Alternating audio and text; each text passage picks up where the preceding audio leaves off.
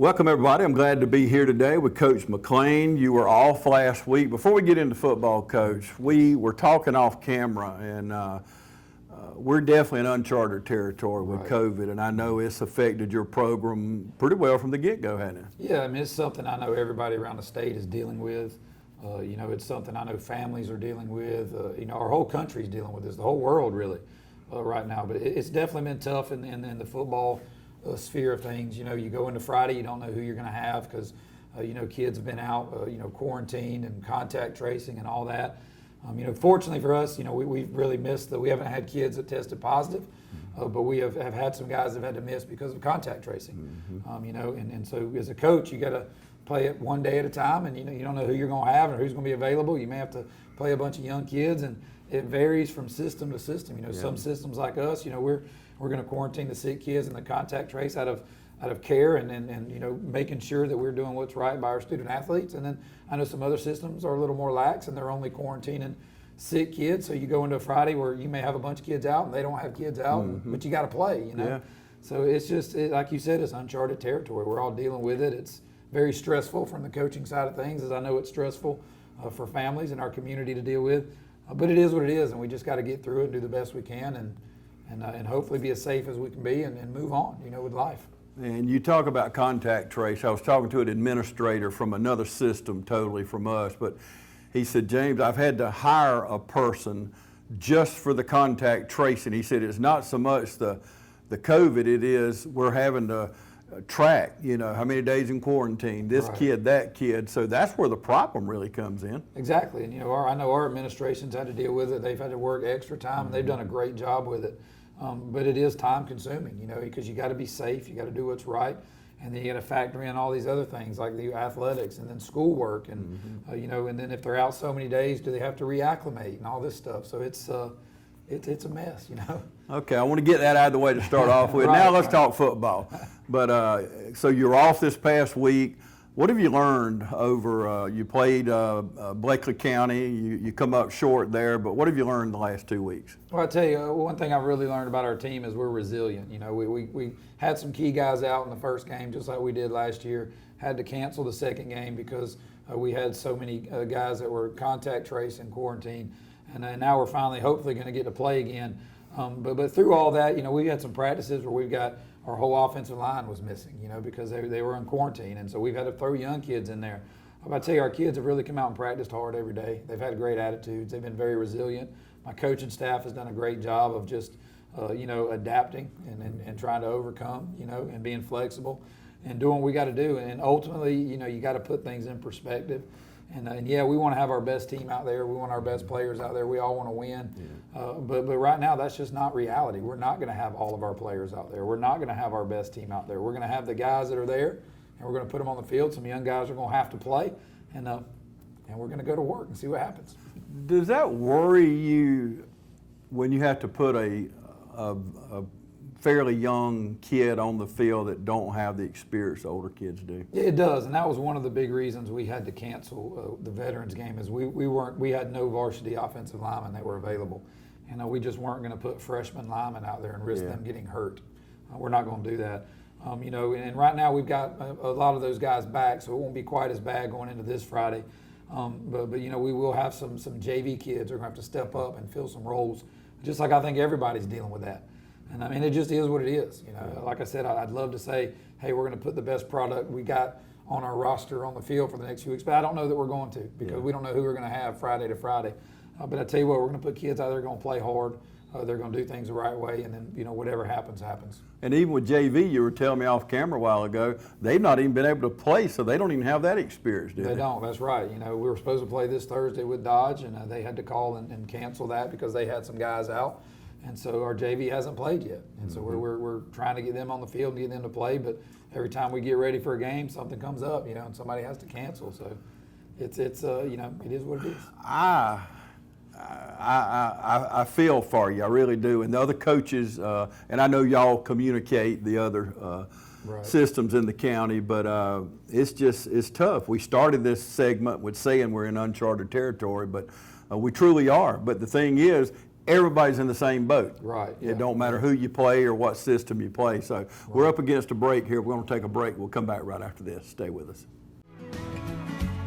Allen's Heating and Cooling is your licensed Amana equipment dealer. Trust Allen's Heating and Cooling to install and service your heating and cooling unit. Allen services all brands, and with the purchase of a new Amana, offers a lifetime compressor warranty. Call Sean Clark or any of his friendly staff at Allen's Heating and Cooling, your Amana dealer. Amana lasts and lasts and lasts.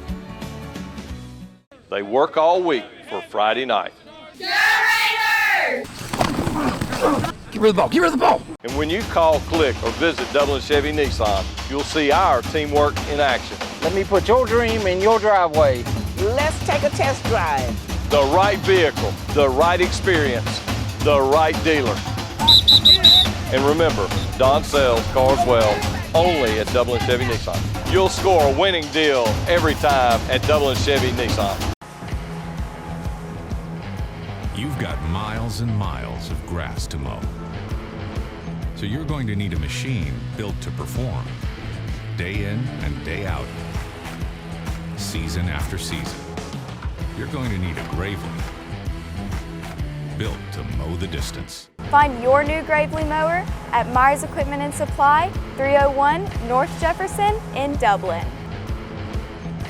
Hey, I'm Tom Dominy with Devlin Wind Nelson, and we're a full-service wholesaler specializing in plumbing, irrigation, and industrial products. We are committed to building long-term relationships with our customers by earning your business every day. With a staff that collectively offers more than 50 years of expertise, our team knows your industry and is able to answer your questions and is ready to help you get the parts and equipment you need. At Devlin Wind Nelson, our goal is the long-term success of your business. We achieve that goal with a simple commitment, doing things right, one customer at a time. So come by and see us at Dublin Wind Nelson, 507 Airport Road, or give us a call at 478-272-3585, or stop by and see our website at dublinwindnelson.com.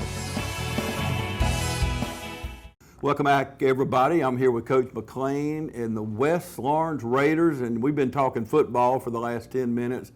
Okay, Friday night, you got Dodge County. Right. Dodge County's played 2 games. They played Toombs, they played Dublin. They've scored 66 points. Their opponent scored 7. What are we going to do about that? Well, they're a good football team. You know, they've got really good players. They got some great athletes at their skill positions. You know, Coach Harden and his staff doing a great job down there. They play hard. You know, Dodge County's always played hard. They've always been physical. You know, and that's why you like playing teams like that in your non-region schedule. It makes you better when you get to the games that count. But they're a solid football team. You know, they do a really good job. They fly around on defense. You know, they take advantage of their athletes on offense. It's going to be a tough. You know, if we were at full strength, it'd be a tough order for us. But you know, we're going to go out there and we're going to play hard, and you know, we're going to coach our tails off and try and match up with them, and hopefully get better, get some more depth, and get some more experience as we get closer to those region games that really, really matter. Okay, we both have watched the Dublin Dodge game. We talked about who on the Dodge County team have you got to isolate? Yeah, you know, they've got, on offense, they've got a couple skill guys that we really got to pay attention to. The quarterback, I know, is a freshman, but he's done a really good job of managing their games. You know, he's a big, strong, athletic kid to be a freshman. The running backs are a really good player. Got a couple running backs that are really good. And then they got a couple guys that'll line up at the slot receiver that have some speed that you have to deal with. And, you know, up front, I think they do a really good job of getting on blocks and really fighting. They may not be the biggest team up front, but they play hard and they get after it. You know, defensively, you know, they're not, you know, going to be a team that you're going to look at and say, wow, they're huge, but man, they fly around, they get to the football, They play hard. And when you do that, you've got a chance to be successful. You know, they kind of remind me of what we have had to do in the past few years. And then I think that they're doing things the right way. And I think we're going to have to go out there and we're not going to be able to turn the ball over like we did against Bleckley County. We're not going to be able to go out there and make mistakes. So we're going to have to play a really, really good game if we want to have a chance of winning. One thing I noticed about Dodge as far as defense, man, they come through that line like 100 miles an hour. Right. So if you don't have your lineman, your first team lineman, that's going to be a problem. Yeah, that's going to be a problem. We know it's going to be a problem. Have to pray a lot. Yeah, pray a lot. I like that. But how difficult is it from a head coach's perspective when you see things developing on the field and you can't communicate that at the right time with the players? Yeah, I mean, you got to, first of all, you got to go into the week with a solid game plan, and you got to have contingency plans, you know, because a lot of times the plan that you worked all week, you get on Friday night and it's not working. So you got to have a backup plan. You can't wait till Friday night to say, oh man, this ain't working, what am I going to do? So we always try to have contingency plans built within our game plan where, hey, if this is what we want to do, if this isn't working, what are we going to do to stop it? You know, if they're hurting us with this, what's going to be our counter? And so we try to go in with those plans, and ultimately, you know, you get into Friday night, you get into a war, and sometimes plans kind of get thrown out the window because you just got to fight. You know, that's part of life. But we try to go in prepared for as many you know, possibilities as can happen.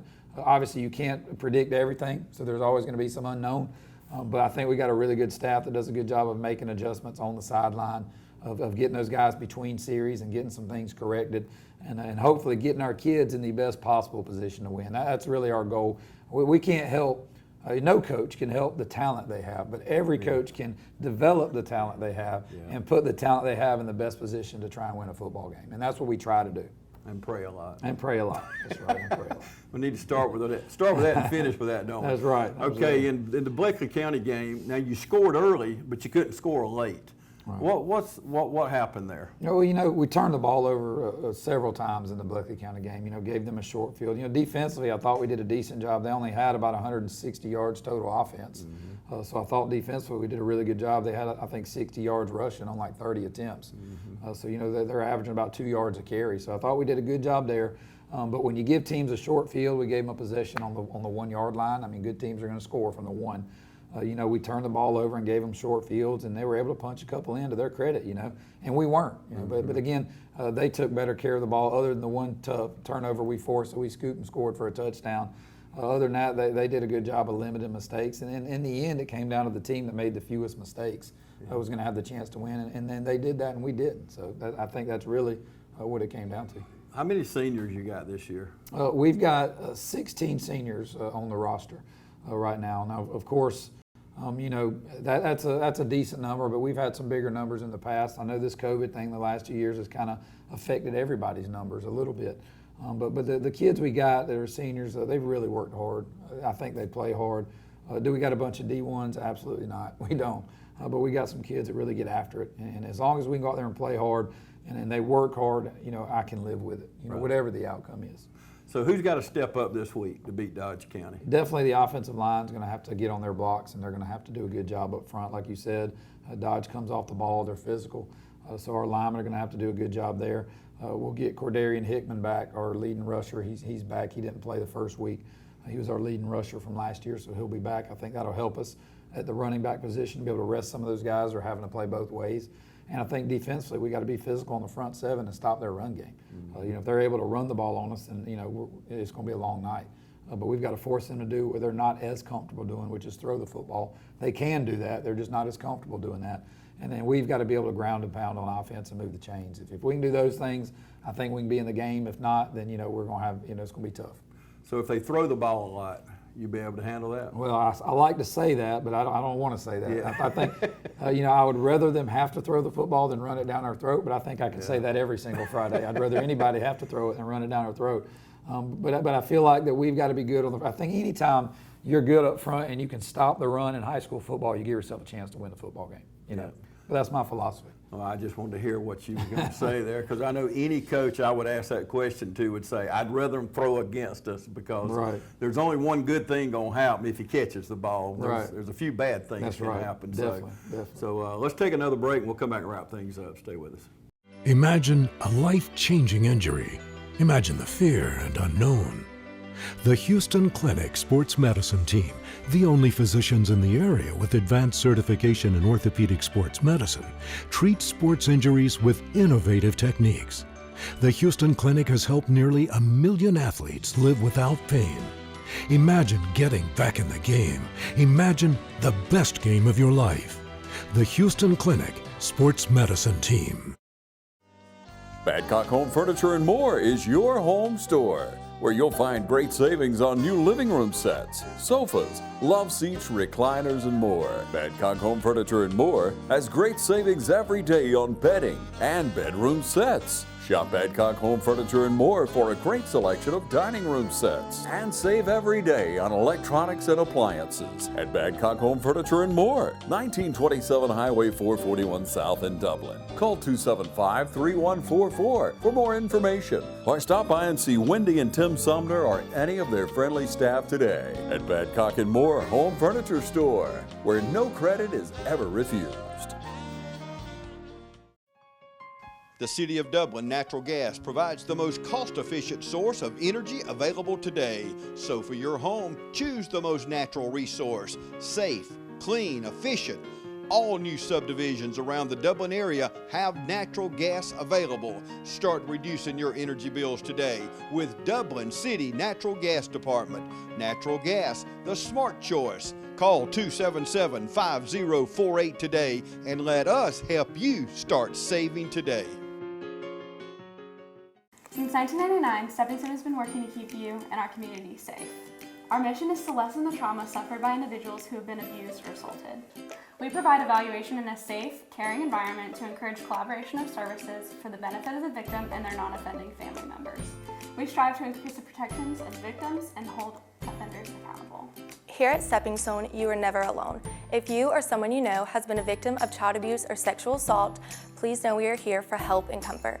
We offer a variety of resources to help meet your needs and get you out of difficult situations. If you are in immediate danger, please call 911 or call our fully confidential crisis number at 478-595-8339. You can also reach us at our office at 478-275-9010.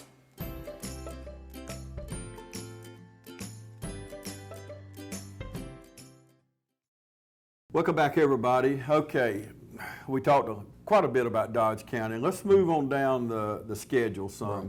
And back again, COVID is just the thing we don't know about. But when you get to region play, let's line the region up. Yeah. Well, before we get to region, just so you know, next week we were supposed to play Bradwell Institute. They have shut down, so they have canceled that game. So we're trying to find a replacement game. If we can, it'll be a forfeit win for us. But we'd rather play than not play. We want to get as many quarters in as we can before we get to region play. What's the chances of you getting somebody to play at this later date? Well, there's a lot of teams that are looking. So I think the chances are okay because people have been dealing with cancellations all across the state. The question is finding a team that isn't, up in the mountains somewhere that you can actually legitimately travel and play. Who had you rather play? Because I know you're excited about playing Dodge County early because you mentioned a while ago, they're going to make you tougher, make you better. Yeah. Had you rather play a school above your pay grade or below your pay grade? Definitely above in the non-region games. I'm a big, and I know everybody's a little different. Some coaches want to schedule those non-region games where they can win and get some confidence. Mm-hmm. But I'm a big believer in building mental toughness on your team and scheduling tough non-region games so that by the time you get to the region, you're ready for that fire and that adversity. And Lord knows we've faced some adversity, Yeah. But I think it's just a difference in philosophy. And I'm not saying one's right and one's wrong. It's just the way I am. And I think that's paid off because, last year we started 0-2 and finished 5-2. That's good. Because I think that we were able to grow and get better through tough non-region competition. But like the veterans game, we canceled that, but it's been rescheduled for the 17th. I want to play those guys because they're a good team. They're a bigger school than us, and I want to be able to play those guys to get us ready for region. When we do get into region, of course, we've got our region. Perry and Baldwin were 1-2 last year, and they're the guys that return a lot of players, and I think are the teams to beat in our region. I think then you look at us, Howard, Westside Macon, and Spalding, and we're all kind of right there together in that mix. Then you got Rutland. They ought to be much improved from last year. So I think we've got a very competitive region. I think that, again, Perry and Baldwin should be the teams to beat, having finished 1-2 last year and returning some good players. And I think the rest of us are all fighting for that 3 and 4 spot right now. Mm-hmm. And hopefully you get in the region and maybe you surprise some people and you play above yourself and you compete for that 1 and 2 spot. But going in, you got to give credit to the guys that won it last year and the guys that finished second last year. And to be in that spot, you got to beat those guys. But I think we got a very competitive, very tough region that we got to be prepared for. Yeah, 4A is a tough region. So how many of those are home? How many away? Region play. Region, I think we have. Gosh, off the top of my head, I don't really remember. Okay. I know we got two. I know we got at least 3 home games in the region. I can't remember how it plays out honestly because it just switches over from last year. but I know we'll go to Spalding, we'll go to Howard, and we will go to Rutland. So we have 3 on the road and 3 at home. What's the toughest when you forget about schedule this year, but Right. when you travel to other fields, what's one of the hardest ones you've ever played in? To me, I think Mary Persons. Yeah, yeah. Going to Mary Persons, but I'm not trying to put an answer in your head. Yeah, But no, you're where's right. a tough field? Yeah, and that was the first thing that came to my mind too. Is back when we were in the old region, Mary Person was always a tough place to play because they would pack it out. A great atmosphere there, you know. They're not nice. Yeah, it's true. They play very well at home, and then we've had some wars with those guys over the years. Yes. But that's definitely a very tough environment to go and play a football game in. You know, I think that Perry has a good support building up. I think that's a tough place to go and win a football game. But yeah, you know, there's different places you play throughout your career where I know years ago when I was in Cairo coaching, going to Thomasville was always very tough. They had a great support and a great atmosphere. But yeah, Mary Persons would be the one that sticks out in my mind is a really tough place to go on the road and win a football game. You know, in this region now, I think Perry and Baldwin are tough places to go because those two teams play really well at home. Yeah. You know, they've got a good atmosphere there, so, you know. Yeah, Milledgeville, I'm with you there, brother. Yep. Okay, you've been here several years, assistant coach and head coach. Do you see any difference in several years ago when you came to West Lawrence and today as far as the caliber of kid? You know, I think that we've probably got the same type of kid we've always had, but I think that we have done a good job, and not me, but we've been going back before me, when Nobles was here and I came in with Nobles, of really changing some of the culture around here. Because, you know, when I first got here, it was a culture where, hey, if you went 5-5, you had a great year. If you made the playoffs, that's outstanding, because we just didn't make the playoffs very often. And, you know, I think that we made the playoffs 6 of the last 7 years. And I think now that we've changed the culture to the point that where if you go 5-5, it's kind of a down year. You know, making the playoffs is what's expected now. And I like that. That's what you want. You know, I think our kids have really bought into our weight program. They bought into the way we do things. And I think because of that, even when we're down in town a little bit here, you know, like last year, you know, 19, we kind of peaked, had a bunch of seniors, had a bunch of experience, went 11-2, you know, won the region, and then graduated 20 out of 22 starters. And then the next year with a bunch of new kids, we still went 5-5 and made the playoffs. Yeah. You know, so I think that that's a good thing where when you get to the point where maybe when you're young, maybe when you don't quite have the talent, maybe when you've graduated a bunch of kids, you can still be competitive and make the playoffs. I think that's a sign that your program's headed in the right direction. And of course, we're not where we want to be. I'd love to get to the point where we can win the region most years and compete for state championships. We're not there yet. I admit that. But that's the goal, and that's where we want to head towards. Okay, you spoke at the Rotary Club the other week. I watched that show. We covered that, you and the other 3 coaches. And I see godly men standing up there that are coaching our young men. And it makes me proud as a local boy, even though I went to East Lawrence, I pull for every school in the county. But it makes me feel good to know we have those caliber of coaches. With that in mind, what are you teaching these kids about the game of life? Yeah, and one of the reasons I love coaching football is that I think through football you can learn more about life than any other sport. And I think some sports are maybe a little more than others about that.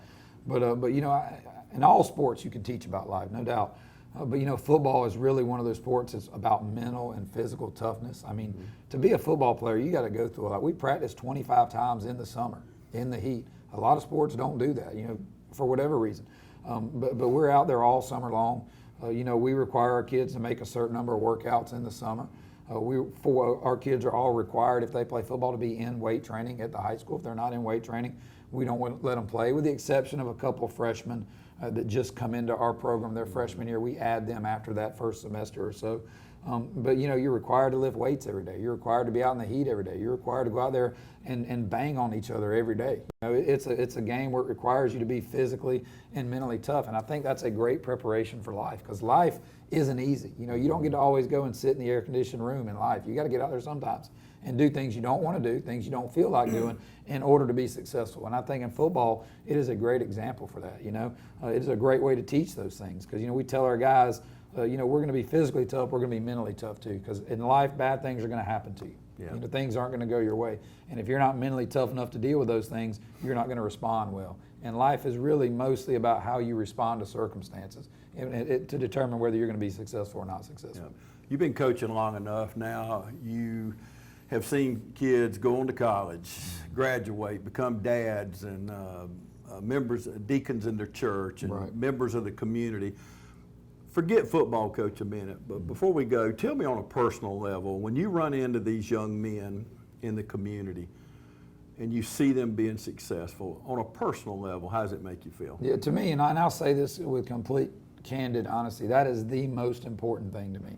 I know as a football coach, I'm supposed to want to win and only win and win at all costs, and I do want to win. Don't get me wrong, but I'm not at the state where I want to win at all costs. The most important thing to me is when these guys leave this program, hopefully they're mentally tougher, they're physically tougher, but hopefully too they've learned some things about God and about life and about truth. Because we're going to expose our kids to those things. And I realize that everybody doesn't believe the same. Yeah. I realize that people get offended nowadays at the slightest mention of things that they don't agree with.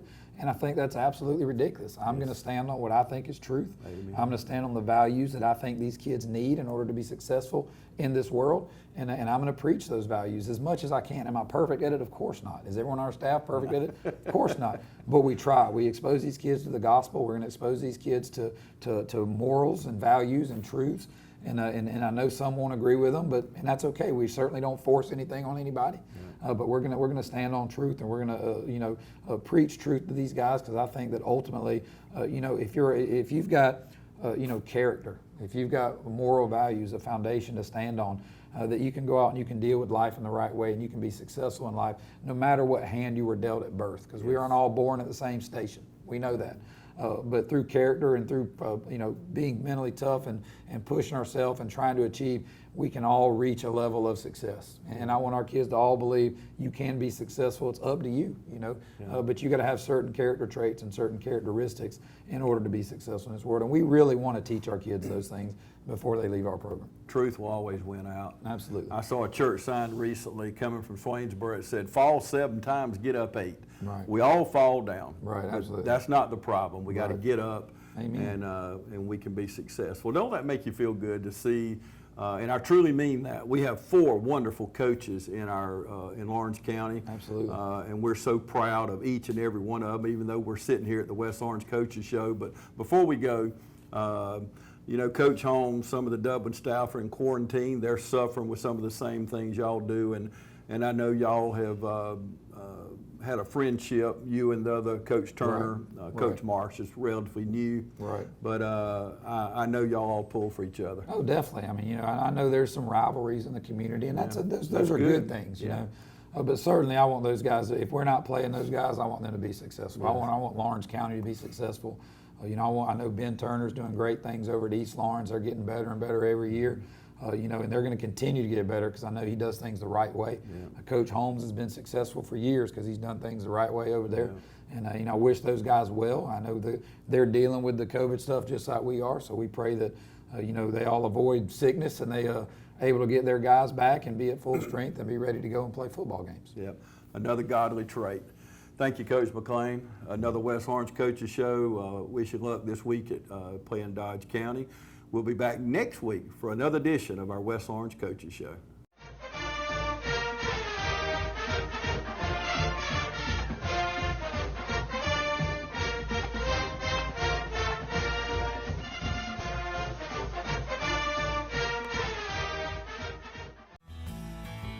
Progressive Rural Telephone Co-op offers a full range of communication products and services to its members in Lawrence County and surrounding areas. We take pride in being your total communications provider, and we work hard to provide quality services at the best prices. In addition to offering phone service, we provide high-speed internet and digital high-def TV. And we always strive to put our members first. Progressive Rural, your total communications company.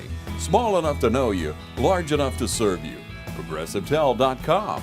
Call 478-984-4201 or stop by 890 Simpson Avenue in Rents. Progressive Rural Telephone Co-op.